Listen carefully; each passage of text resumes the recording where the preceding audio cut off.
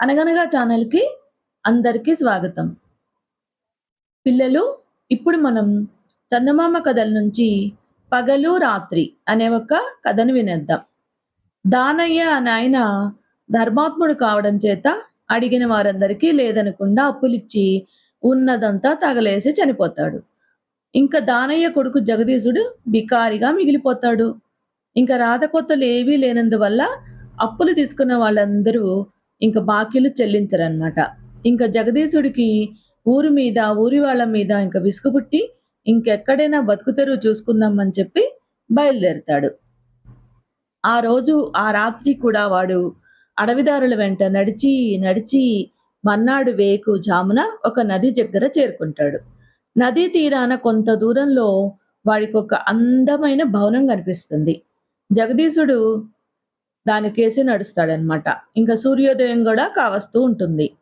ఆ భవనం నుంచి ఒక మనిషి రొప్పుతూ జగదీశుడికి ఎదురుగా పరిగెత్తుకుంటూ వస్తాడు. ఇంకా ఆ మనిషి బట్టలన్నీ చిరిగిపోయుంటాయి. వాడి వీపు మీద వాతలు గూడా ఉంటాయన్నమాట. జగదీశుడు ఆ మనిషిని ఆపి, "ఎందుకలా భయపడి పారిపోతున్నావు? నీ వీపు మీద ఈ వాతలేమిటి?" అని అడుగుతాడు. ఇంకా ఆ మనిషి క్షణం ఆగి చుట్టూ చూసి, ఎరగకపోయి నిన్న ఈ భవనంలో కాలు బెట్టాను. అందులోకి పగలు, రాత్రి వస్తాయని నాకేం తెలుసు? అంటూ తిరిగి చూడకుండా కాలు సత్తు కొద్దీ పరిగెత్తి వెళ్ళిపోతాడు. జగదీశుడికి ఆ మనిషి మాటలేమీ అర్థం కాలేదు. ఇంక వాడు కుతూహలంతో ఆ భవనంలో ప్రవేశిస్తాడు. లోపల విశాలమైన గదులు, అందంగా దీపాలు, తెరలు, ఇంకా చిత్రపటాలు చూడముచ్చటగా ఉంటాయి. ఎక్కడ మనిషి జాడ మటుకు కనిపించదు. జగదీశుడు భవనం అంతా కలయతిరిగి మళ్ళీ ముందు గదిలోకొస్తాడు.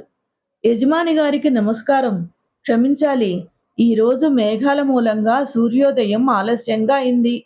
అందుకే నేను ఆలస్యంగా వచ్చాను అన్న మాటలు వినిపించేసరికి జగదీశుడు తుళ్ళిపడతాడు.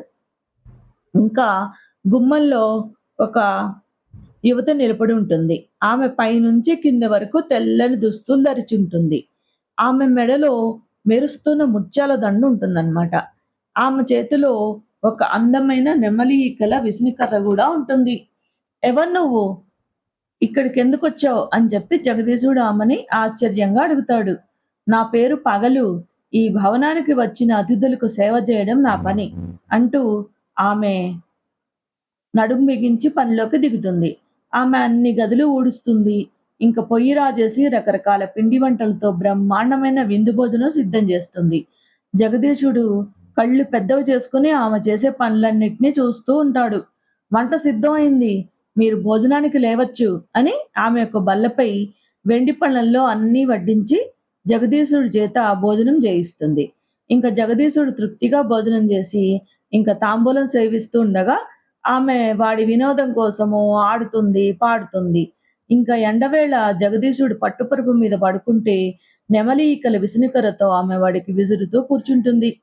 జగదీశుడికి మెలకువ వచ్చేసరికి సాయంత్రం అవుతుంది. ఆమె వాడితో "సూర్యాస్తమం కాబోతుంది. ఇంక నేను వెళ్ళి మళ్ళీ రేపు ఉదయం వస్తాను" అని చెప్పంటుంది.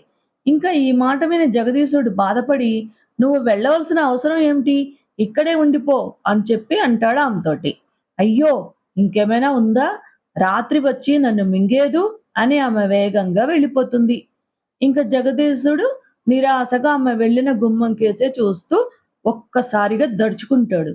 ఎందుకంటే గుమ్మంలో నల్లని వస్త్రాలు ధరించిన భయంకరమైన యువత ఆమె నిలబడి ఉంటుంది. ఆమె ఒంటి రంగు మొత్తం నలుపనమాట. మెడలో నల్లని పూసల దండ ధరించి చేతిలో కొరడా పట్టుకొని ఉంటుందన్నమాట. అలాగే కూర్చుని ఉన్న జగదీశుడిని చూసి ఆమె పళ్ళు పటపట కొరుకుతూ, "ఎంత తలబిరుసురా నీకు? నేను రాత్రిని ఇక్కడ నిలబడి ఉంటే నువ్వు కూర్చునుంటావా? ఇలా రా" అంటూ కొరడా ఝుళిపిస్తుందన్నమాట. ఆమె కళ్ళల్లోనూ, కంఠంలోనూ అధికారాన్ని ధిక్కరించడం ఇంక జగదీశుడికి సాధ్యం కాదు. వాడు లేచి ఆమె వైపు నడుస్తాడనమాట. "వెనక్కి తిరుగు" అంటుంది రాత్రి. జగదీశుడు వెనక్కి తిరుగుతాడు. ఆమె కొరడాతో వాడి వీపు మీద చెళ్ళుమని కొడుతుంది.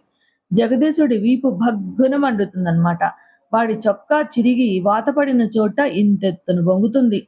ఇంక వాడు బాధపడుతుంటే రాత్రి విరగబడి నవ్వి, అప్పుడే ఇలా గిజగిజలాడిపోతే ఎలా? తెల్లవారేలోగా ఇంకా 3 కొరడా దెబ్బలు తినాలి.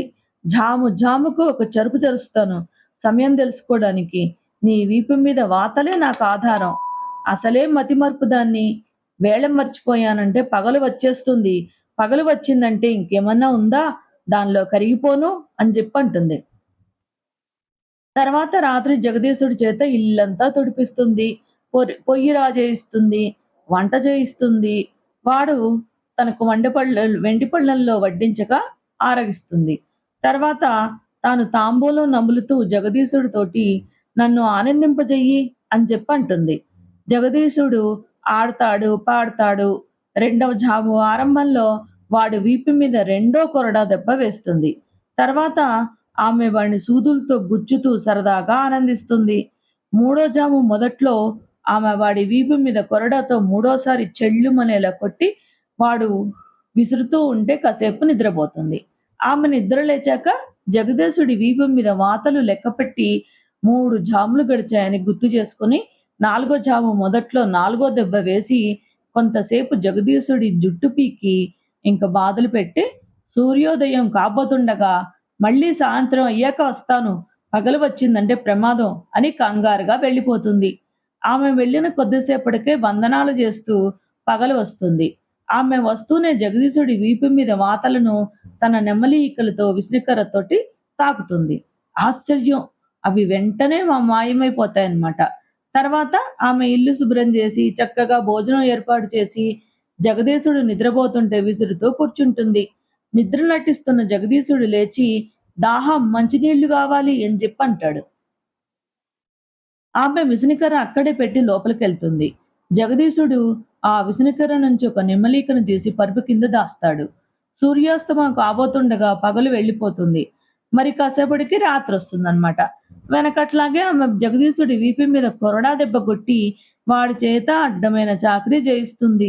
రెండో జాము మొదట్లో మూడో దెబ్బ, మూడో జాము మొదట్లో మూడో దెబ్బ వేసి ఆమె పడుకుంటుంది. జగదీశుడు పరుపు కింద ఉన్న నెమలిక పైకి తీసి దానితో తన వీపు మీద 3 వాతలలో ఒక దాన్ని తాకుతాడు. వెంటనే అది మాయమైపోతుంది. నాలుగో జాము మొదట్లో రాత్రి లేచి కొరడా తీస్తూ "ఇది ఆఖరి జాము అనుకుంటాను" అంటుంది. "నీకు మతిమరుపు బాగా వచ్చేసింది. ఇప్పటికి 2 జాములే గడిచాయి. కావలిస్తే చూడు" అంటూ జగదీశుడు తన వీపు చూపిస్తాడనమాట. అయితే మరో జాము నిద్రపోవచ్చు అని ఆమె వాడి మీద కొరడాతో మరో చెరుపు తెరిచి మళ్ళీ నిద్రపోతుంది. రాత్రికి మెలకువ వచ్చేసరికి సూర్యోదయం అయ్యేబోయింది. అప్పటికి పగలు లోపలికి రాను కూడా వచ్చేస్తుంది. ఇంకా ఆమెను చూడగానే రాత్రి కెవ్వునరిచి బయటకు పరుగుదీస్తుంది. కానీ సూర్యకిరణాలు సోకగానే రాత్రి శరీరం మంచులా కరిగిపోతుంది. రాత్రి పోయాక నేను మాత్రం ఇక్కడెందుకు? అది వస్తుందనే నేను వచ్చాను అంటూ పగలు కూడా వెళ్ళిపోతుంది. ఇంకా తన వద్ద ఉండిన నెమలికలతోటి రోగాలకు, గాయాలకు చికిత్సలు చేస్తూ జగదీశుడు తనకు నచ్చిన పిల్లను పెళ్లి చేసుకుని ఆ భవనంలోనే ఉండిపోతాడు. కథ కంచికి మనమింటికి. నచ్చితే లైక్ చేయండి, షేర్ చేయండి, సబ్స్క్రైబ్ చేయండి.